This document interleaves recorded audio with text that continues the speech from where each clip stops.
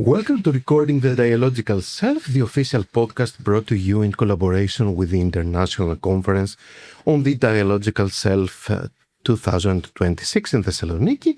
I'm your host, Prodromos, and today I am very happy to be joined by Angela Branco, Emeritus Professor on University of Brasília, Brazil.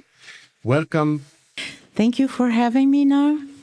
Okay, my name is Angela Branco, and I am from Brazil, University of Brasília. I've been teaching there for a long time now, and I've been working since the 90s. I've been working with Professor Ian Valsner in cultural psychology. Now we call that semiotic cultural psychology.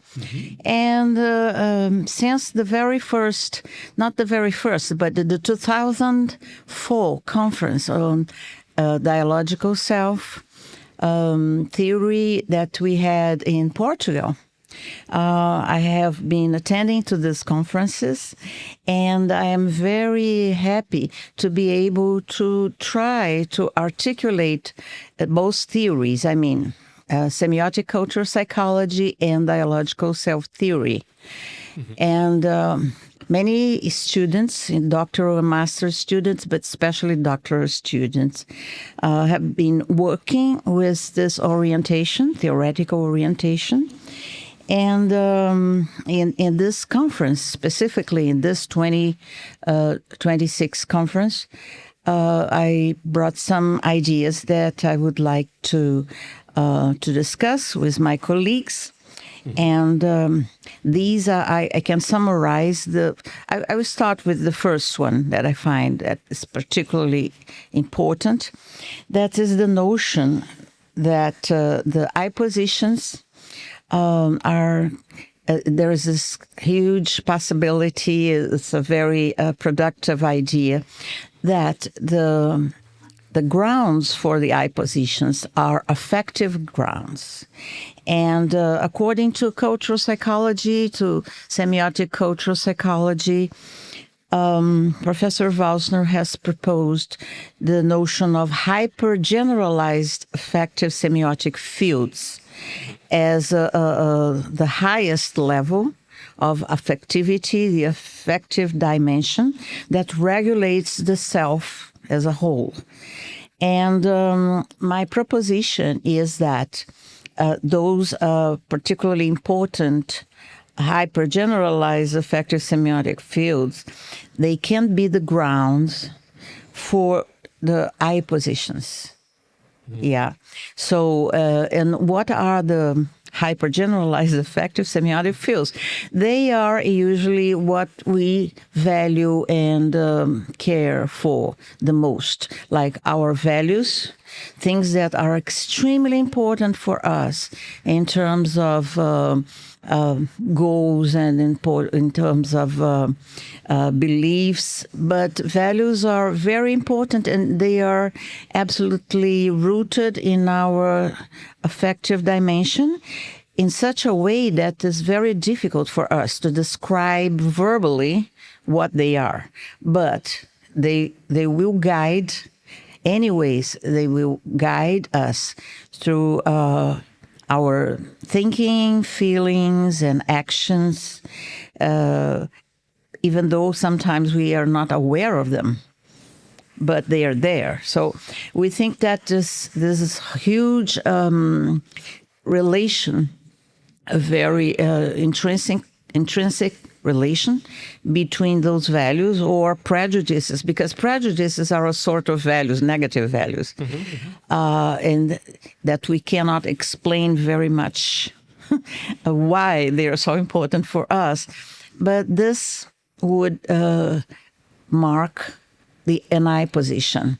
I mean, the very emergence and the sustainability of a specific I position has to do with this hyper-generalized affective semiotic fields. Which you could say they're common for a certain culture. It's something a culture shares. Well, there is, of course, there is this personal values, of course. And when I say that this has to do with self-regulation, I'm referring to the level of the person. But of course, the values are co-constituted between culture and subject. So the cultural values can be very easily internalized by the person. But sometimes the person is able to internalize some values that not necessarily are present at the collective level. And because this is one of the most important things of cultural psychology, semiotic cultural psychology, the mutual constitution of subject and culture. So if I live in a specific culture, very likely I will internalize that culture values, but not necessarily, because it will depend on the very subjective trajectory of that person along the way. So in any case, they would be the grounds, the effective ground on which hypositions emerge and develop. That is the most significant, I think, contribution of what I want to present here and discuss with people. The other aspects have to do with this, the underlining the fact that the dialogical self is not just a landscape, but it's indeed a system. And a very dynamic system. And exactly because it's very dynamic, the notion of hypositions, we in Brazil, we are trying to define it as a dynamic self-positioning and not a position, because it's not fixed. It's very dynamic and can move.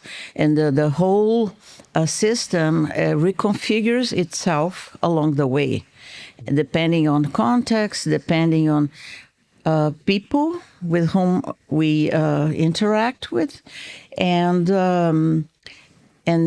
so it's a very flexible as well, depending on context and even depending on the person's disposition. So a specific hyposition will dominate others. So this is very flexible, and also the relationship between these fleeting positionings and the notion of identity, something that I want to discuss with people here. And what else? Oh, and also an aspect that I would like to advance a little bit. And I was very happy to listen to Hubert Herman saying that the dialogical self-theory is very open. Therefore, I bring this idea that we do not necessarily have to refer to an external hyposition, and instead we could think of the system, the dialogical self-system, as being unique, and of course all the time in relation with people, in relation with culture. But instead of referring to external hypositions, I am proposing the existence of a subjectivity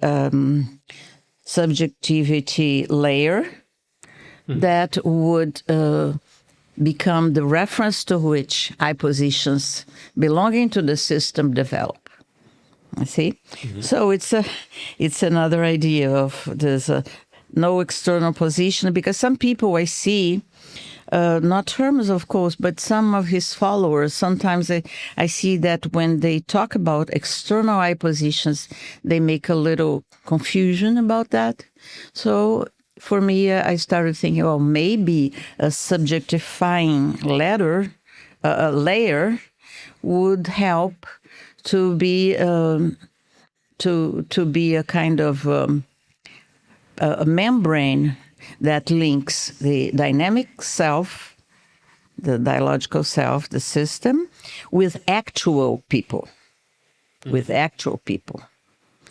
And then we wouldn't have external I positions. All I positions would be in relation to not to the actual people, but to the perceived people, to the perceived social other to whom I relate to.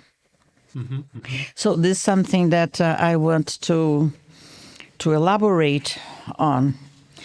Very much, it would be, I think that this would be very much so what I would like to discuss.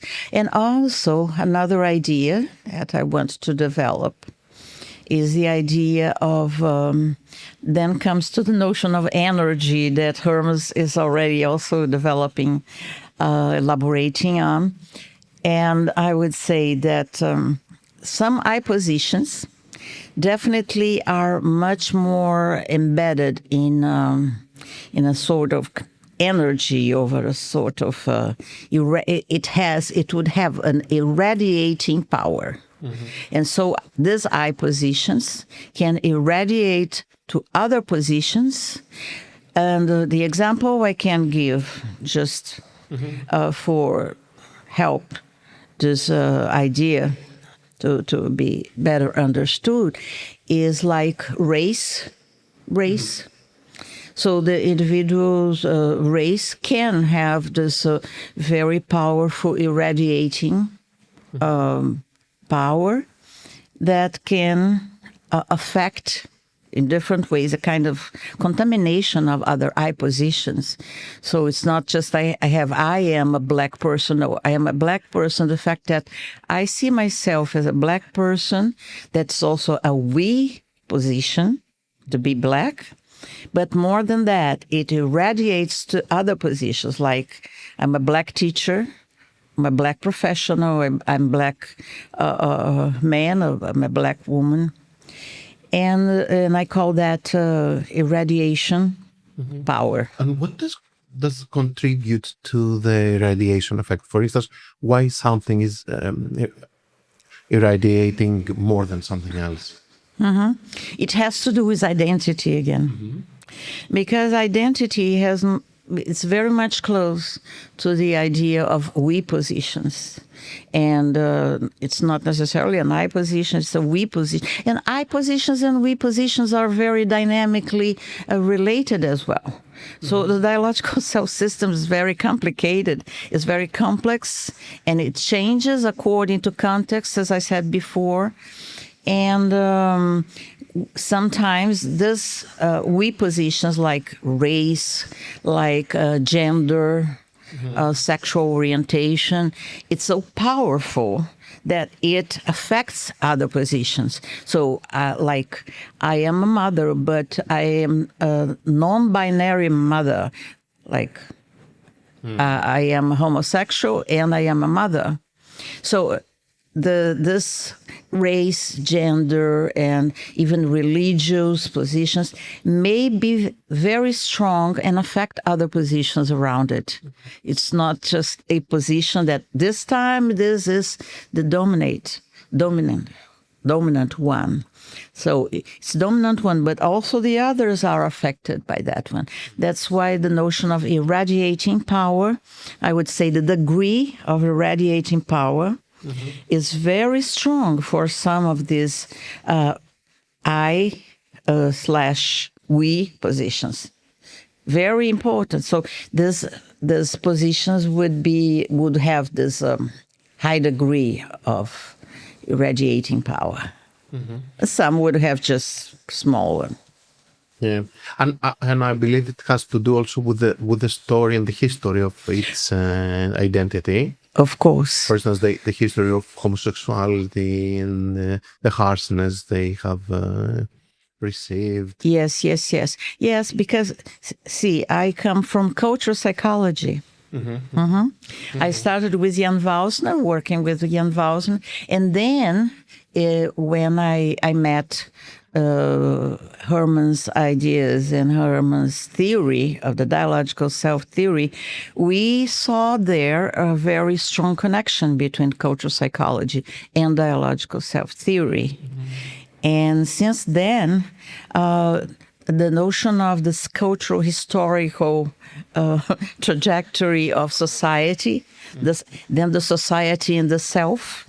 Okay, so these things are all of them are very relevant to see the development of the dialogical self system from both perspectives: cultural, historical, and of course this dialogical proposal by Hermans. I've seen many of the young people in Greece, but I think in all Europe, I don't know about Brazil, that they tend to refer more to their cultural background. For instance, they say, I'm a proud Greek. I'm Greek and you're not Greek. Yes, national as well. National or religious, but they tend to overemphasize on this high position in order to find some comfort in the multinationality or the openness of the Exactly. That's why I'm very touched and very impressed, positively impressed, when Hubert came up with this idea of democratic self.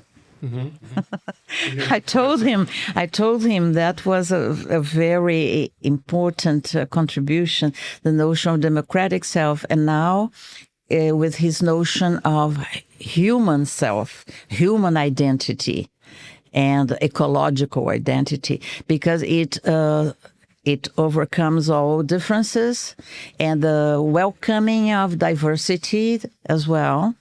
This helps us to cooperate and not create barriers, and instead construct bridges, like he was telling us today about the importance of bridges instead of walls and boundaries. And I think it's more, I see the contribution of the theory is very, very important in the moment, in the contemporary world today, with so many hostilities between nations, between people, and xenophobia and things like that. The notion of being able to see yourself as as a human being, and I as part of nature, I think is particularly and very, very important. And I will try to to work on this subject, and my students as well. We have this group that studies culture of peace. So these things go along very well.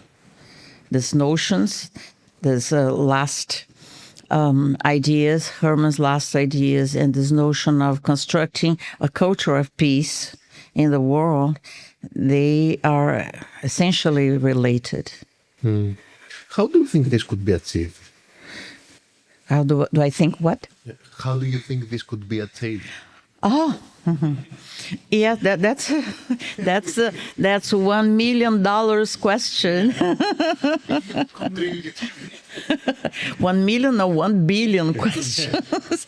Because if we find a way, well, in my presentations here, especially the one that I will do tomorrow, I will bring the notion that what can we do at the same time that we have to promote a democratic self for people in general. So in education, I'm very much into educational upbringing and in terms of families, but particularly at schools. So if we can promote this dialogue, this openness in our classrooms, and in our families, I think this is a very important way to achieve a better context for human development. And if we create new cultural practices at schools and also in different contexts in our societies, the cultural values that we can celebrate and live, experience there, will also help people to internalize these things and be more open to others in general. That's the notion of diversity, acceptance, but not just acceptance. It's diversity celebration. I mean, we have not just to accept or tolerate the other. We have indeed to celebrate that the other is different from me and see what this other person can contribute so that we, in cooperation and together, we can move forward into a much better world. Yeah, and this can be an arrangement. Exactly. The enrichment and this possibility to actually cooperate with each other instead of being competing, or what is as bad as it's people, unfortunately, in our days, culturally, I mean, they are very much individualistic. They do not think about anything else but themselves, their own success, their own happiness, and they can't understand that happiness cannot be achieved if you are alone. Happiness can only be achieved if you are together with other people, trying to construct a better world, a world with empathy and cooperation and moral and ethic principles orienting our interactions and relationships. Meaning peace. Meaning a world of peace. Back we are to the culture of peace. You're close to the 1 billion. Is there anything else that I didn't ask you or we didn't have the chance to discuss before closing this discussion?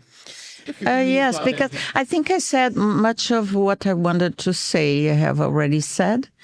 And I think that right now I see our role as teachers, as psychologists, and professionals in the area of social sciences and psychology and humanities.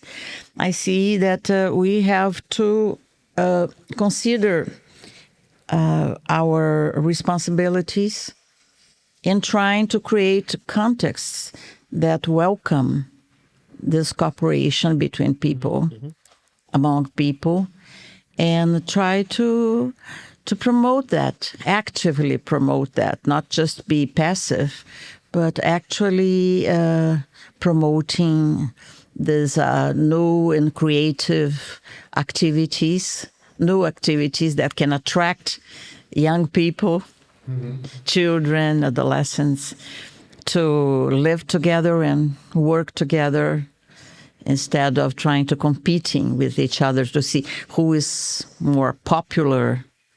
And so this is it's a horrible illusion that the person can be happy just by himself or herself. But I would say that would be my first concern.